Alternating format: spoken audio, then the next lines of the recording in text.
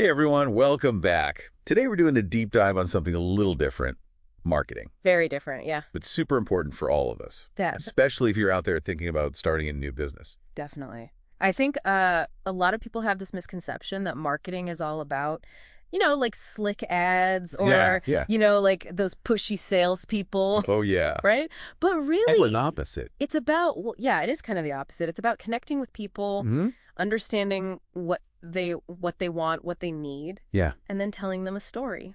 Oh, interesting. Storytelling. That's right. See, the book we're looking at today, All Marketers Are Liars. Oh, what a title. Makes a pretty bold claim, right? Yeah. But it's not really about being dishonest. It's about understanding that people buy based on the stories they tell themselves. Oh, okay. So not lying, but telling a story. Exactly. Right. And good marketers, they tap into those stories, they figure out what their customers want to believe, and then they give them a story that supports that belief. Okay, I'm starting to see where you're going with this. So it's not about manipulating people. It's more about framing your message in a way that resonates with them. That's it. It's about speaking their language, understanding their worldview. Their worldview. Okay, so like how they see the world, their values, their beliefs. Exactly. Every customer has a unique worldview, and the best marketers are the ones who can figure out what that worldview is and tailor their message accordingly. So can you give me an example? Like how does this actually work in practice? Well, take George Rattle's wine glasses, for instance. Oh yeah, I've heard of those. They're like super expensive, right? Yeah. And people swear they make the wine taste better. Oh yeah. But blind taste tests have shown that there's actually no difference. Really? It's all in their head. But that belief, that story they're telling themselves about the glasses, that's what enhances the experience. So they're buying into the story even if it's not entirely true. Exactly. It's a fib, as the book calls it. A story that adds to the experience without being deceptive. Okay, so there's a difference between a harmless fib and an outright lie. Absolutely. And that's where things can get tricky. A great example of a harmful marketing lie would be Nestle's baby formula campaign in developing countries. Oh, right. I remember reading about that. They pushed this narrative that formula was superior to breastfeeding, which had some pretty devastating consequences. Yeah, because for a lot of mothers in those countries, breastfeeding was actually the healthier and more affordable option. Exactly. So their story, while effective in boosting sales, was ultimately harmful and misleading. So for someone starting a new business, how do we navigate this ethical gray area? How do we tell a compelling story without resorting to harmful lies? That's where authenticity comes in. You have to genuinely believe in the story you're telling. If you don't, people will see right through it. So it's about being true to yourself and your brand and finding customers who connect with that. Precisely. It's about building a brand that aligns with your values and resonates with your target audience. So how do we figure out what story to tell? How do we find that sweet spot between our values and what our customers want to hear? It starts with understanding your ideal customer. Who are they? What do they value? What are their pain points? Then you craft a story that speaks directly to those needs and desires. So you need to really know your audience, their worldview, before you can even begin to tell a story that will resonate. Absolutely. You can have the greatest product in the world, but if you're telling the wrong story to the wrong people, it's not going to matter. That's a great point. So much of marketing comes down to understanding your audience and crafting a message that speaks to them on a deeper level. Right. Like think about Krispy Kreme donuts.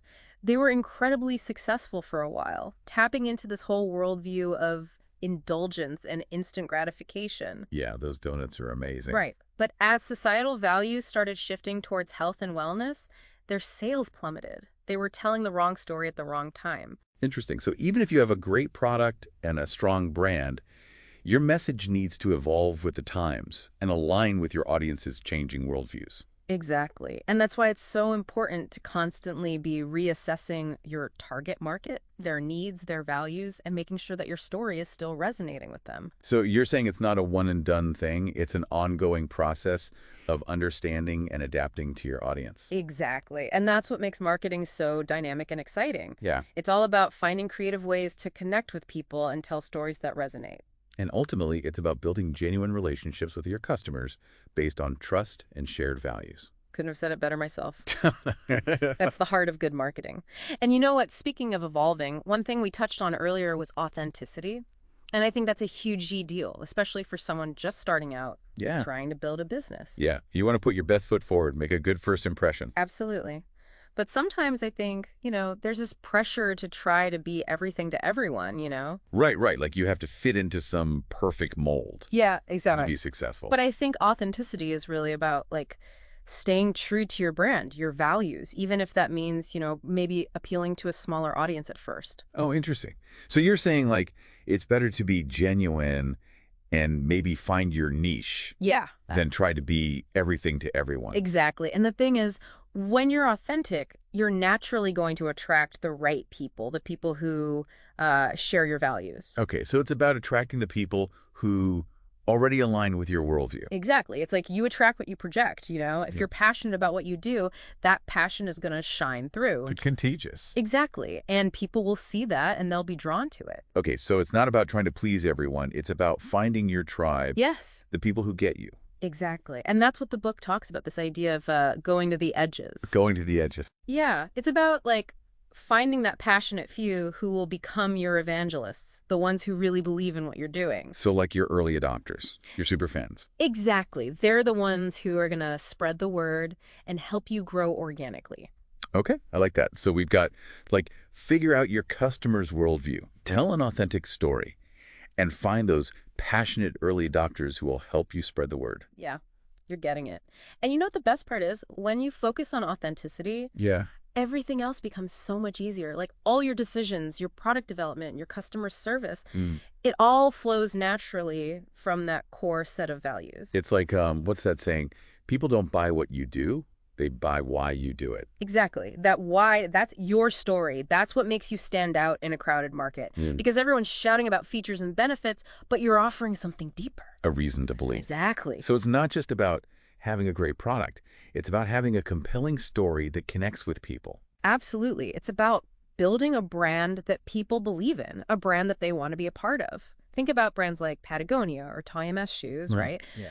People aren't just buying their products, they're buying into their mission, their values. It's like they've created a movement. Exactly. And that's the power of storytelling. It can create this sense of belonging, a shared identity that goes beyond just the transaction itself. Wow, that's powerful.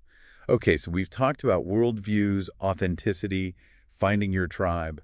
But how do you actually stand out in a crowded market? Like, how do you get people to notice you when there are so many other businesses out there? Yeah, that's the million-dollar question, right? And it's not easy, but I think a big part of it is finding your unique selling proposition. Like, what makes you different? Exactly. What problem do you solve that no one else does? Right. Because, like you said, competing on features or price alone, that's a recipe for disaster. Totally. You need a different angle, something that sets you apart. And the book has some really great examples of brands that have done this successfully. Like, remember 7-Up's Uncola campaign? Oh, yeah. That was brilliant. They didn't try to compete head-to-head with Coke. Instead, they positioned themselves as the alternative. Yeah. Like, if you don't want a cola, drink 7-Up. Exactly. They found a different story to tell, and they created a whole new market for themselves. That's amazing. It's like they redefined the category. Exactly. And another great example is Trek bicycles. Oh, yeah. They found success by focusing on comfort for aging baby boomers. Okay.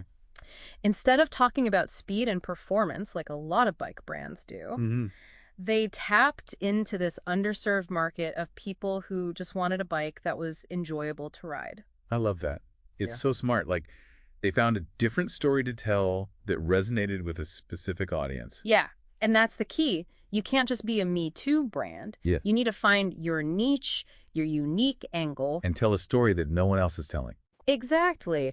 And, it might take some experimentation. You might have to try a few different things before you find what works. Right. But the book also talks about Woot.com, which is a great example of this. They did something completely different from Amazon. Oh, how so? Well, instead of offering a huge selection of products, they only sell one deeply discounted item per day. Whoa, really? That's so interesting. Yeah, it's like the opposite of what everyone else is doing. So instead of overwhelming people with choices, they're like, here's one amazing deal, don't miss out. Exactly. It creates this sense of urgency and scarcity, and people pay attention. That's so clever. It's like thinking outside the box really does pay off. Absolutely. So yeah, if you're starting a new business, don't be afraid to be different. Find your edge and let your story shine through. And don't be afraid to experiment and try new things. Exactly. It's all about the journey. Yeah. Right. Exactly. You don't have to figure it all out overnight. Just start with your ideal customer, craft a story that resonates with them, and then find creative ways to get that story in front of the right people. I'm really starting to get this whole marketing as storytelling thing. Hmm. It's not about manipulation or deception. No. It's about connecting with people on a deeper level, Yes. creating a brand that they believe in. You got it. I feel like I have so many ideas now for my own business. That's great. That's what we want. Okay, so we've covered a lot of ground here. We talked about worldviews, finding your tribe, telling an authentic story, going to the edges. It's really amazing how all these pieces come together to build a brand, a story that people really connect with. It is, yeah. But there's one more piece of the puzzle I think we should touch on. Oh, okay. And that's the power of the brain. Like literally how our brains work and how that played into marketing. All right, I'm intrigued. Tell me more. So, our brains are hardwired to look for patterns, right? We're always trying to make sense of the world around us. And stories, they help us do that. Oh, okay, I see where you're going with this. So if our brains are always looking for stories, then as marketers, we need to give them a story they can grab onto, right? Something that's like memorable and meaningful. Exactly. And the thing is, our brains are drawn to narratives that confirm our existing beliefs, even if those beliefs aren't totally rational. Wait, really? Can you give me an example of that? Yeah, think about the early days of the iPod shuffle. Some people were convinced that the shuffle feature wasn't actually random. Oh, yeah, I remember that. I used to think my shuffle was broken, too. Right, people thought certain songs were playing more often than others. Yeah, like way too often for it to be random. But it wasn't broken. It was just their brains trying to find a pattern in the randomness. They wanted to believe there was a reason, an explanation for why certain songs were coming up more often. That's so fascinating. So even when things are totally random, our brains try to impose order on them to make sense of them. Exactly. And this tendency to look for patterns, it affects everything we do, including how we make decisions about, what to buy. Oh, interesting. We're not just looking for products, we're looking for stories that make sense to us, stories that fit into our worldview. Oh, okay. So how can we use this understanding of the brain to create better marketing, especially for new businesses just starting out? Well, I think it starts with being aware of the stories that are already circulating in your target market. Okay, so like, what are the popular beliefs, the trends, the things that people are already talking about? Exactly. What are their fears? What are their aspirations? And then you can craft a narrative that speaks directly to those pre-existing stories. So you're saying it's about tapping into those existing narratives, but also offering a fresh perspective. Exactly. It's about finding that emotional hook that will make your story stick. Because at the end of the day, people buy based on how they feel, not just on logic or reason. That makes sense. Right.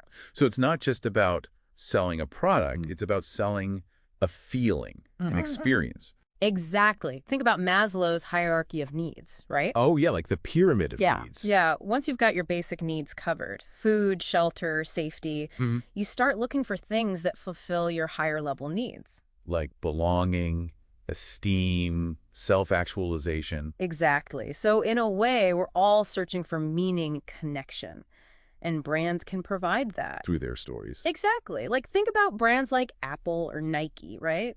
Yeah. They're not just selling phones or shoes, they're selling a vision, a lifestyle. Right. It's like you're buying into something bigger than just the product itself. Exactly. And that's why people are willing to pay a premium for those brands, even when there are cheaper options out there. Because they're buying the story, the feeling of belonging, of being part of something special. Exactly. It all comes back to understanding that people don't always make decisions based on pure logic. Right. Emotions play a huge role. They do. And that's what great marketing taps into. Okay, this has been so insightful. I feel like I have a much better understanding now of how marketing really works. But for someone who's brand new to all this, it can still feel kind of overwhelming. Where do we even begin? Start by asking yourself some simple questions. What kind of story does your product or service tell? How does it make people feel? Who is your ideal customer?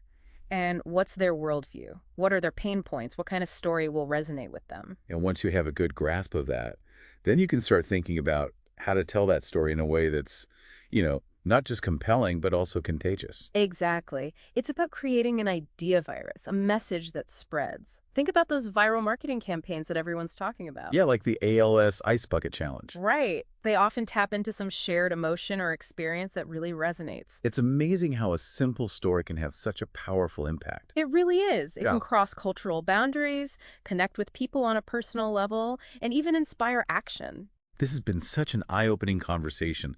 I feel like I've learned so much about marketing today. It's not about tricks or manipulation. It's about understanding people, their needs, their desires, and telling a story that truly connects. And remember, the best stories are the ones that come from a genuine place. Be true to yourself, be true to your brand, and the right people will find you. Couldn't have said it better myself. Thanks so much for joining us today and sharing your expertise. This has been a fantastic deep dive into the world of marketing. My pleasure. Remember, starting a business is a journey. So be curious, be creative, and most importantly, have fun telling your story.